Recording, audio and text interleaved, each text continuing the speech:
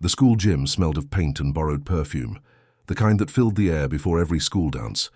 The lights were dim, the music loud, and students moved in nervous excitement around the polished floor. Mark sat on the bleachers, staring at the glittering decorations that read Winter Ball. He wasn't supposed to be there at all. He had borrowed his suit from the thrift store and spent his last few dollars on the ticket. His classmates rarely noticed him, but tonight he had decided to take a chance, even if that chance made him look foolish. He worked part-time after school at the city hospital, delivering meals to patients and cleaning hallways. It wasn't glamorous, but it paid enough to help his grandmother, who had raised him since his parents passed away. Every evening he passed by the nurses' station and exchanged smiles with a young woman named Anna. She was kind in a way that felt rare, gentle with patients, and always asking him if he'd eaten. She treated everyone the same, from doctors to janitors. One evening after finishing his shift, he saw her sitting alone in the hospital garden sipping coffee. The cold wind brushed her hair across her face, and he hesitated before walking over. "Hi, Miss Anna," he said nervously. She looked up, smiling. "You're off early today, Mark." He nodded, rubbing his hands together for warmth. "Yeah, I just finished my last delivery." He stood there awkwardly for a moment, before blurting out words he hadn't planned. "Miss Hannah, would you maybe like to come to my school dance with me? I know it sounds silly. I just thought maybe it would be nice to have someone kind there." She blinked, surprised for a moment, then smiled softly. "No one's asked me to a dance in a long time, Mark. Are you sure you want to take a nurse to your high school dance?" He laughed nervously. "You'd be the nicest person in the whole room." She laughed too and said, "All right, I'll come. Just promise me one thing. You won't worry about what anyone else thinks. The night of the dance." Mark waited outside the school doors, straightening his borrowed tie every few seconds. When Anna arrived, the crowd fell silent. Heads turned immediately. Her dress was simple but elegant, her poise effortless. She smiled at him warmly and said, "You clean up well, Mr. Mark," he stammered back. You look incredible." Inside, whispers spread fast. "Who's the woman with Mark? Why does she look like she walked out of a magazine?" Some even laughed until the principal himself came over, greeting her politely. "Good evening, Miss Blake. It's an honor to see you here." The entire gym froze. Mark turned to her, confused. "Miss Blake." She smiled at him shyly. "I was going to tell you sooner, but you never asked what my last name was." He blinked. "Your last name is Blake, as in the Blake Foundation?" She nodded quietly. "My father is Henry." Blake Mark's jaw tightened. "I didn't know you were." She interrupted softly. "It doesn't change anything. You asked me to dance, not my family name. So dance with me." He hesitated, then took her hand and stepped onto the floor. The room around them blurred as the music played. He forgot about the stares, the whispers, the weight of difference, and for the first time in a long while, he felt seen, not as a poor student, but as someone who mattered. When the music ended, she leaned close and whispered, "You have no idea how rare it is for someone to ask me something because they saw me. Not my name. Thank you for that." He smiled, his voice quiet. "I didn't know you had a name that could change my life." She laughed softly. "Maybe it already did." When she left that night, she handed him a small envelope. Inside was a card with her father's company logo and a note written in her neat handwriting.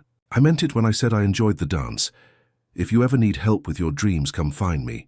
Years later, when Mark walked across a university graduation stage with honors, he carried that card in his pocket, not as a promise of help, but as a reminder.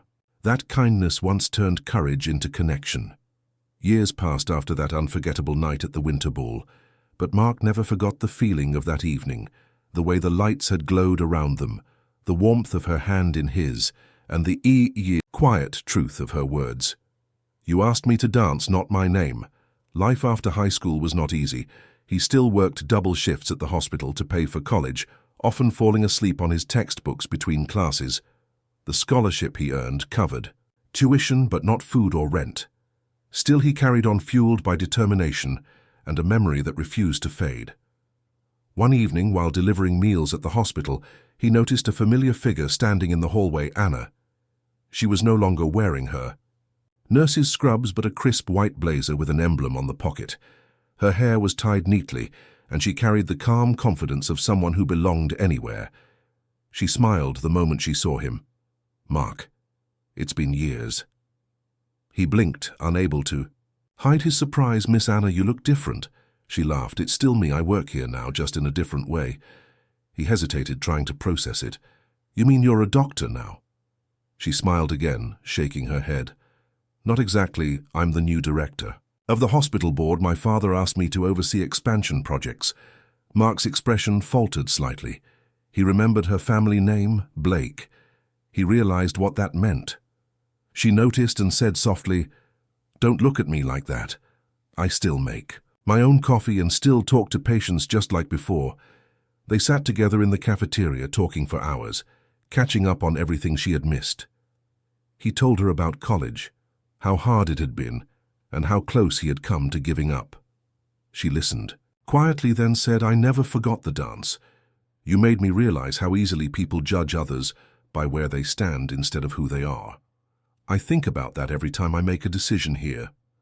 The next day, when Mark reported for work, the head of staff called him into the office. "Mark, you've been offered a full scholarship from the Blake Foundation. They're covering your last year of studies and providing an internship in hospital administration." He froze, unsure what to say. "That's impossible." The director smiled. "Maybe not for a young man who once took a risk and asked the right person to a dance." Months passed quickly as Mark juggled work and study. He graduated at the top of his class and returned to the same hospital, this time not as a delivery worker, but as a trainee in management. On his first official day, Anna waited for him at the main entrance with 2 coffees in her hands. She handed him one, saying, "You're not the boy who asked me to dance anymore, but I hope you still have the same courage." He grinned. "Maybe even more now." She looked at him warmly. "You'll need it. You're starting as my assistant." Working together brought back the same easy laughter, the same connection. But this time, there was something deeper between them, a mutual respect born from experience. She saw in him the strength that had carried him through every hardship, and he saw in her the grace that turned privilege into purpose. They balanced each other perfectly. Years later, the hospital became one of the leading medical institutions in the country, known for programs that supported students from low-income families. Many never knew the story behind it, but Anna and Mark did. It started with one question, asked by a nervous boy in a borrowed suit on the anniversary of that winter dance. They returned to the school gym, now decorated for a charity gala hosted by the Blake Foundation. As they stood beneath the same glittering lights, Anna smiled and said, "So, Mr. Mark, would you like to dance again?" He took her hand gently, saying, "Always." Years later, the story of the winter ball still lived quietly in their hearts. Though the world around them had changed in ways neither could have imagined, Mark was no longer the boy in a borrowed suit or the student counting coins for bus fare. He had become one of the youngest hospital directors in the country, working side by side with Anna, who now managed an entire network of medical centers under the Blake Foundation. They had turned the hospital into a place where no patient was, refused help for lack of money, and where every young worker was given a chance to grow just as Mark once had. Their partnership went far beyond work. Each morning they met for coffee at the same spot near the garden where they had first talked years. Ago, he often teased her about how the board members still treated her like royalty, and she teased him about how his serious face scared new interns. They laughed easily together, the way people do when they have built something through years of shared purpose. One day, the foundation announced a new scholarship program. The first to receive it would be a student from Mark's old school. Anna insisted that he be the one to give the speech. He stood at the podium in the same gym where the winter ball had once been held. The decorations were different, now banners of blue and white instead of tinsel and lights, but the air carried the same hopeful energy. When he stepped onto the stage, the crowd fell silent. He looked out at rows of students and said softly, "I once stood here just like you, unsure of my future. I didn't have the right clothes or the right background. I only had the courage to ask someone kind for a dance, and that one moment changed everything."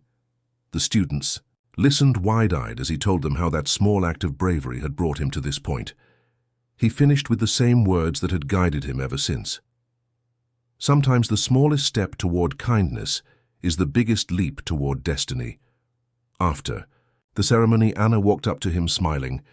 "That speech will live longer than both of us." He laughed maybe, but I still think I stuttered. She shook her head. "No, you spoke exactly as you always do, from your heart." That evening they walked through the quiet garden behind the hospital, where lights glowed softly among the trees.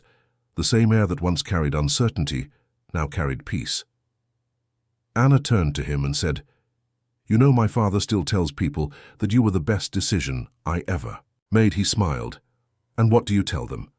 She stepped closer, saying, "I tell them he was right."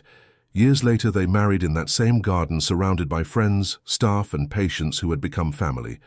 The vows were simple.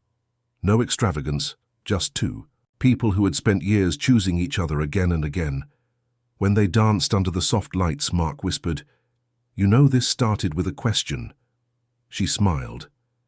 "And it's still the best one I ever answered." Together they continued to build hospitals, open schools, and help others find second chances. The story of the poor student and the nurse who turned out to be a CEO's daughter spread quietly through communities as proof that kindness never needs status and love never asks for permission. Years passed, and the hospital that Mark and Anna had built together stood as a symbol of compassion and courage. Its walls carried stories of second chances. Its halls echoed with laughter instead of fear. People came from cities and villages far away, not just for medicine, but for hope.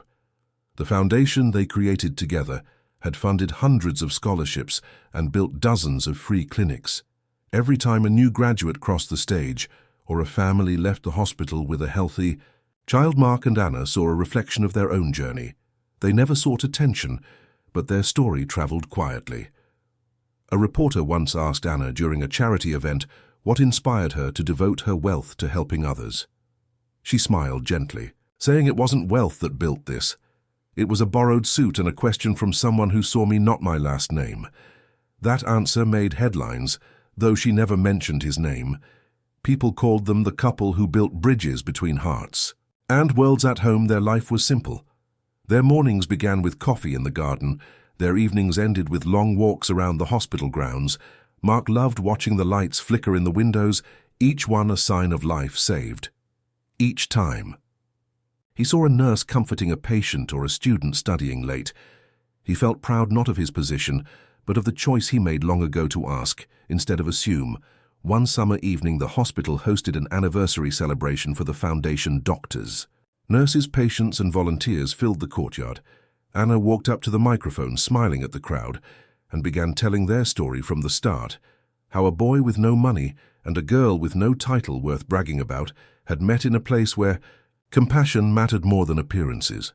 When she finished, Mark joined her on stage, taking her hand as the crowd cheered. He looked at her and said softly, loud enough for the microphone to catch it, "You know, I still can't believe you said yes." That day she laughed quietly. "I almost didn't remember. I thought my father would be furious." He smiled. "And was he?" She grinned. "Oh, he was. But when I told him what you said, that I just wanted someone kind at the dance, he told me kindness is the rarest kind of courage." That night, after everyone left, they stood together under the string lights, the music fading into the distance. Anna leaned her head on his shoulder, whispering, "Remember what you told me that night. I didn't know your name, but I knew your heart." He nodded, holding her close. "And I knew I'd never stop trying to deserve your yes." Years later, when their daughter grew old enough to attend her first school dance, she came downstairs nervous in her simple blue dress. Anna fastened a necklace around her neck and said with a smile, "When someone asks you to dance, make sure they see you for who you are, not what you have." Their daughter looked up confused. "Did you learn that from Dad?" Anna smiled softly. "From both of us." Mark watched from the doorway, his eyes shining with quiet pride. He realized that the story that began with one question in a hospital garden had become a legacy that would live long after them, a reminder that small acts of courage can shape generations. They watched their daughter leave for the dance hand in hand. They stood together under the fading sunset. The same feeling that had brought them together years ago still lingered in the air. Proof that kindness never fades, and love born from honesty never loses its glow. If this story made you smile, share it with someone who needs a reminder that accidents can turn into beautiful beginnings.